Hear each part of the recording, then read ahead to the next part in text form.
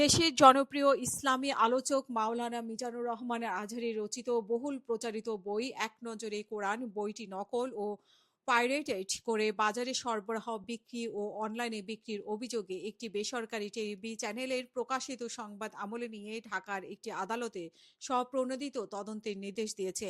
আদালতের আদেশে বলা হয়, গত 10 নভেম্বর আদালতে দায়ের করা একটা মামলায় শুনানি এবং আদেশের প্রেক্ষিতে এবং টেলিভিশনে চুরিবিদ্যা শিরোনামে প্রচারিত অনুষ্ঠানে জননন্দিত আলেম ডক্টর মিজানুর রহমান আজহারের বহুল প্রচারিত বই এক নজরে কোরআন বইটি নকল করে এবং পাইরেটেড করে বাজারে সরবরাহ, বিক্রয় ও অনলাইনে বিক্রির অভিযোগ তোলা হয়।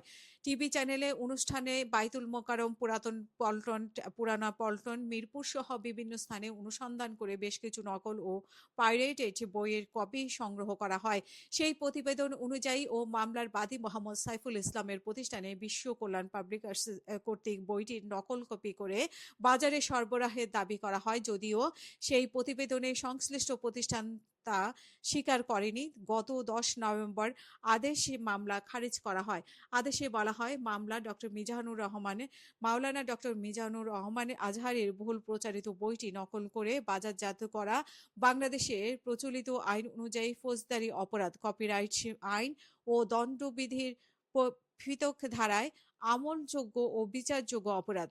আদালত স্বপ্রণোদিত এই আদেশের অভিযোগের বিষয়ে বিশ্লেষণ ও সরজমিনে তদন্ত করে ডিবিকে আগামী 11 ডিসেম্বরের প্রতিবেদন দাখিলের জন্য নির্দেশনা দেওয়া হয়।